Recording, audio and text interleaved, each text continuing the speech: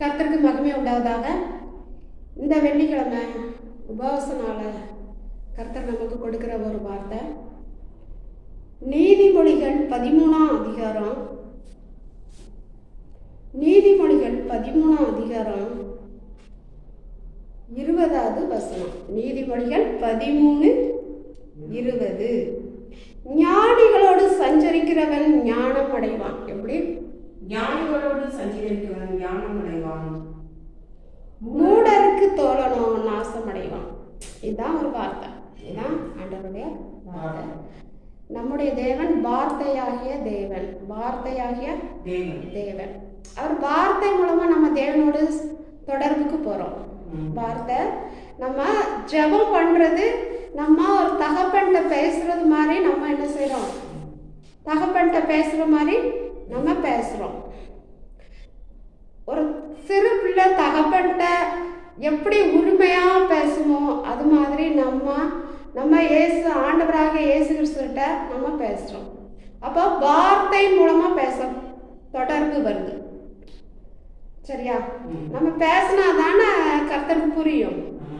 அமைதியா ஊமையா உட்காந்துருந்தா புரியாது. ஊமையா உட்காந்துருந்தா பக்கத்துல இருக்கிறவனுக்கே தெரியாது. என்ன தெரியாது? ஆமா, இப்படிக்கு என்ன குறை, நல்லா தானே இருக்கான் அப்படின்னு சொல்லுவான். ஆனா அவன் மனசுல ஏகப்பட்ட வேதனைகள் வலிகள் இருக்கும். அப்ப அவன் சொன்னாதானே பக்கத்துல இருக்கிறவனுக்கே தெரியும். அதே மாதிரி கர்த்தர்கிட்ட நம்ம தகப்பன்கிட்ட பேசுறது போல பேசும்போது கர்த்தர் நம்மளுடைய வார்த்தைகளை கவனிச்சு மனதின் வலிகளை எடுத்து கொடுத்தார். நம்ம பிள்ளை நம்மகிட்ட இப்படி இவ்வளோ வலியோட சொல்லுத, நம்ம உடனே என்ன செய்யணும்? அதுல இருந்து விடுதலை கொடுக்கணும். கர்த்தர் இறங்குவார். அப்போ அவன் வார்த்தையாகிய தேவன்கிட்ட நம்ம வார்த்தையோடு மூலமா பேச முடியும். இயேசு கிறிஸ்துவே தேவன்கிட்ட ஜெபம் பண்ணாரு. நைட்டு முழுவதும் ஜெபம் பண்ணுவார், காலையில ஊழியத்துக்கு போவார். சரியா? அப்ப இயேசு கிறிஸ்துவே ஆண்டவர்கிட்ட ஜெபத்து மூலம்தான், வார்த்தையின் மூலம்தான் ஜெபமாகிய ஒரு ஜெபத்தின் மூலமா தேவனோட தொடர்பு கொள்கிறார். அதே மாதிரி நம்ம ஆண்டவராக இயேசு கிறிஸ்துட்ட நம்ம என்ன செய்யணும்? வார்த்தையினால பேசணும். ஊமையா இருக்கக்கூடாது. சர்ச்சுக்கு வந்தா ஊமையா இருக்கக்கூடாது. ஆண்டவரே தகப்பன்கிட்ட பேசு. ஆலயத்துல தேவன் இருக்கிறார். ஆலயத்துல அதனால உன் மனசுல உள்ளதெல்லாம் கர்த்தர்ட்ட ஜெபத்துல பேசு. யார் என்னன்னு நினைச்சா நம்மளுக்கு என்ன? கொஞ்சம் சவுண்டு, உன் காதுக்கு மட்டும் கேட்குற மாதிரி சவுண்டில் உன் பிரச்சனைகள்லாம் தேவனத்துல சொல்லும் போது கர்த்தர் ஆலயத்தில் இருக்கிற கர்த்தர் உன் ஜெபத்தை கேட்டு உனக்கு விடுதலை கொடுக்க வல்லவராக இருக்கிறார். சரியா? அப்போ என்ன சொல்றாரு வசனத்துல? ஞானிகளோடு சஞ்சரிக்கிறவன் ஞானம் அடைவான். ஞானி அப்படின்னா யாரு? ஞானினா யாரு அப்படின்னா தேவனுக்கு பயப்படுகிறவன். தேவனுக்கு பயந்து தீமையை விட்டு விலகுறதே ஞானம். தேவனுக்கு பயந்து தீமை செய்யறத விட்டு ஓஞ்சி போவான்ல. நம்ம ஆண்டவர் அறியறதுக்கு முன்னாடி தவறு நிறைய பண்ணுவோம். ஆனா ஆண்டவர் அறிஞ்சதுக்கு அப்புறம் நம்மளை கர்த்தர் கவனிக்கிறார். என்னுடைய பிள்ளையா இருக்க, நீ தவறு செய்யலாமா? நான் உலகத்தையே படைச்ச தேவன் என் பிள்ளையும் என்ன செய்யக்கூடாது? நல்ல அளதான் படைச்சேன். சரியா? நீ அறியாம இருந்த, இப்ப அறிந்து கொள்ளும் போது கர்த்தரோட சஞ்சரிக்கிறவன் என்ன செய்வான்? ஞானம் அடைவான். சரியா? ஞானத்தின் ஊற்றை இயேசு கிறிஸ்து, ஆண்டவராக இயேசு கிறிஸ்து. அந்த இயேசு கிறிஸ்துவோட தொடர்புல இருக்கும்போது நம்ம ஞானம் அடைவோம். சரியா? இயேசு கிறிஸ்துவை யார் உள்ளத்துல ஏற்றுக்கொண்டு, ஆண்டவரே நான் செய்த பாவங்களை நீர் மன்னித்து உடைய ரத்தத்தால கழுவி என்னை ஞானமுள்ள மகனா ஆக்கணும் எவன் ஒருவன் கேட்கிறானோ அவன் ஞானியா ஆகுறான். சரியா? ஞானி. சரியா? அப்ப ஞானிகளோடு சஞ்சரிக்கிறவன் ஞானம் அடைவான். சரியா? கர்த்தருக்கு பயந்த பிள்ளைகள் ஒரு நாளும் ஒரு மனுஷனுக்கு தீங்கு செய்யாது. ஏன்னா அவன் அனுதினமும் தேவ சமூகத்துல நிற்கிறவளா இருக்கிறா. எப்போதும் அனுதினமும் தேவனோடு உரை ஆடல் மூலம் அதிகமா பேசுகிறார். சரியா? நம்ம தேவன்கிட்ட பைபிள் படிக்கிறோம், நம்மளுடைய காரியங்களை கர்த்தர்கிட்ட சொல்கிறோம், அதான் ஜெபம்.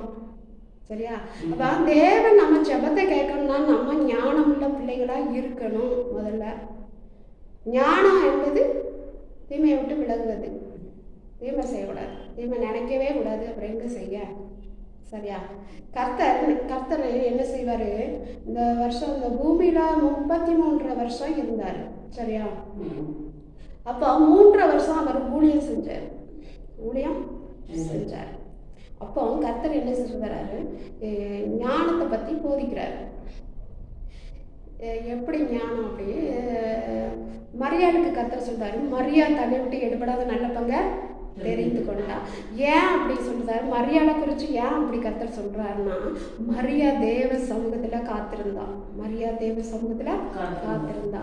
அதனால கர்த்தர் சொல்றாரு, அவ எவ்வளோ வேலை இருந்தாலும் அதெல்லாம் விட்டுட்டு தேவ சமூகத்துல என்னுடைய வார்த்தைக்கு காத்திருக்கிறா. அவளோட நான் பேசாம என்ன செய்வேன்? அவதான் புத்தியுள்ள ஸ்திரீ. சரியா? இப்போ தேவனுடைய வார்த்தைக்கு நம்ம பேசுறத விட கர்த்தர் நம்ம பேசுனதை கேட்டு திரும்ப கர்த்தர் நம்மளோட பேசுவார். அதுக்கு நம்ம காத்திருக்கணும். சரியா?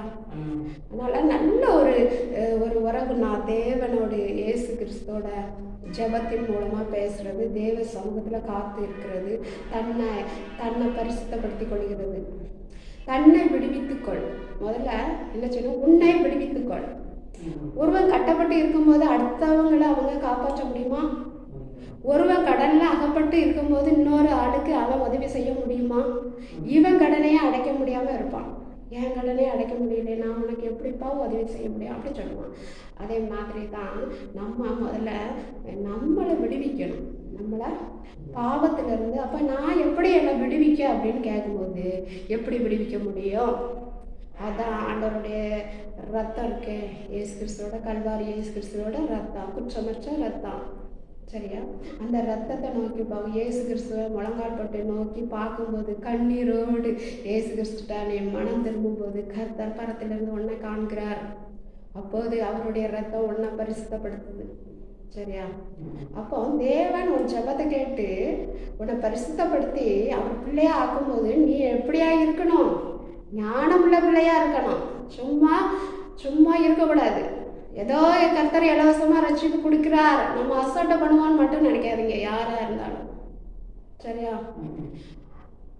அவர் சிலுவையில் தன்னை ஒப்பு கொடுத்ததுனால அவருடைய ரத்தம் இன்னைக்கு வர சாபத்தையும் பேய்கள் பிசாசையும் நோயையும் விரட்டி அடுக்கி காணாமலே போக பண்ணுது. அவருடைய ரத்தம் மட்டும்தான், இயேசு கிறிஸ்துவோட ரத்தம் மட்டுமே.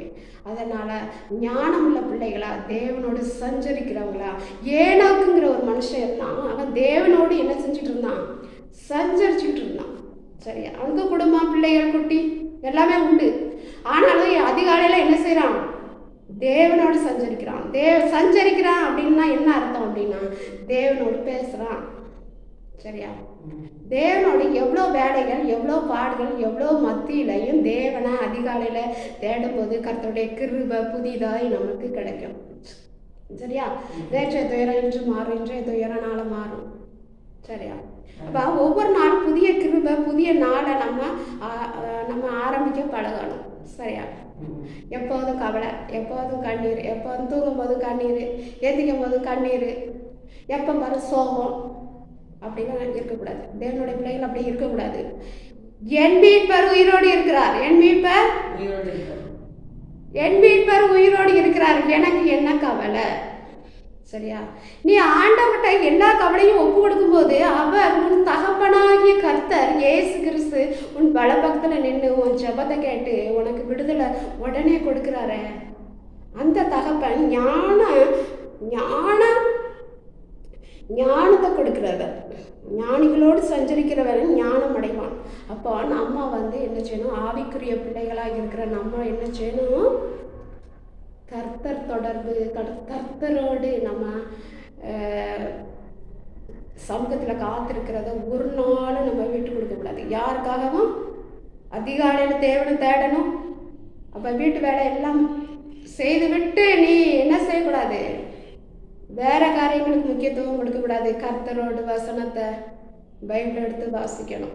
அப்போது கர்த்தர் உன்னோடு இடைப்படுவார். அதிகம் அப்ப தேவனோடு சஞ்சரிக்கிறவன் தான் ஞானம் அடைவான். சரியா? தேவனோடு சஞ்சரிக்கிறவன் தான் ஞானம் அடைவான். அப்ப ஞானம் அடைஞ்ச பிள்ளைகளா இருந்து கர்த்தருக்கு காத்திருக்கிறவர்கள் புது பலனையும் பெறுவாங்க. அவங்களுக்கு என்ன உண்டு? புது பலன் கொடுப்பாரு. கர்த்தருடைய அன்பு பரிபூரணமாக கிடைக்கும். கர்த்தருடைய ஆசீர்வாதம் நம்ம தலையில் கர்த்தர் வைத்து நம்மளை ஒவ்வொரு நாளும் நம்மளை ஆசீர்வதிப்பார். முதல்ல அவருடைய செட்டுகளை நம்மளை மூடி மறைத்து கொள்வார். இப்படிப்பட்ட அநேக ஆசீர்வாதங்கள் எங்கே இருக்குன்னா தேவ சமூகத்தில். சரியா? அப்போ தேவ சமூகத்தில் இருக்கிற நாம எப்படிப்பட்டவர்களாக இருக்கணும்னா ஞானம் உள்ளவர்களாக இருக்கணும். ஞானம் உள்ளவர்களாக இருக்கணும். அப்போ ஞானம்னா தேவன் தான் ஞானத்தை கொடுக்கணும். சரியா? அது பூலோகத்துக்குரியது அல்ல. சரியா? அது பரத்திலிருந்து வரக்கூடிய கர்த்தருடைய அங்கிருந்து வரக்கூடிய ஒரு காரியம். சரியா? அப்ப ஞானி என்ன செய்வான்னா எதற்கும் பயப்பட மாட்டான். என் தேவன் என் பட்சத்தில் இருக்கிறார், நான் ஏன் பயப்படுதேன் அப்படின்னு அசால்ட்டா போயிட்டு இருப்பான். சரியா? பல பிரச்சனை நம்மளுக்கு இருக்க சூழ்ந்து இருக்கும். ஆனால் இவன் பயப்படவே மாட்டான். இவன் என்ன செய்ய மாட்டான்? பயப்பட மாட்டான். ஏன்னா என் தேவன் என்னோட இருக்கிறார். நான் தேவனோட அனுதினமும் நான் தேவ சமூகத்தில் காத்திருக்கேன். சரியா? அப்படிப்பட்ட ஆண்டவர் தான் நம்முடைய ஆண்டவராகிய இயேசு கிறிஸ்து. இந்த ஆண்டவரை யாரும் மிஸ் பண்ணாதீங்க. சரியா? ஒரு நாள் மிஸ் பண்ணாலே அவ்வளோ வருத்தம் வரணும். சரியா? நாளை நம்ம இழந்துட்டோமோ தேவனோடு பேசாமல் எந்த காரியமும் செய்யாதீங்க. அந்த நாள் ஃபுல்லாக வேஸ்ட் பண்ணுறதை விட அதிகாலையில் ஒரு 5 நிமிஷம் அது முழங்கால் போட்டு தேவனை இந்த நாளாக ஆசீர்வதி. இந்த நாள் காரியங்கள் எல்லாம் நீர் பொருட்படுத்தப்படும். இந்த நாளை ஃபுல்லாக நம்முடைய கருத்தில் தாரேன் அப்படின்னு சொல்லிட்டு ஜெபம் பண்ணாலே போதும். அந்த ஜெபத்தையும் கருத்தர் கேட்டு உங்களுக்கு உதவி செய்வார். இப்படிப்பட்ட கர்த்தர் நல்ல வார்த்தைகளை கொடுத்து நம்ம இந்த நாளில் ஆசீர்வதிக்கிறார். இந்த யூடியூப் சேனலை பார்க்குற யாவரையும் கர்த்தர் தாமே ஆசீர்வதிப்பாராக. ஆமென். இயேசு கிறிஸ்து நாமத்தை உங்கள் அனைவருக்காகவும் ஜெபிக்கிறேன். கர்த்தர் தாமே உங்களை ஆசீர்வதிச்சு ஞானமுள்ள பிள்ளைகளாக கர்த்தர் உருவாக்குவாராக. இயேசுவின் நாமத்தில் ஜெபிக்கிறோம் நல்ல பிதாவே. ஆமென்.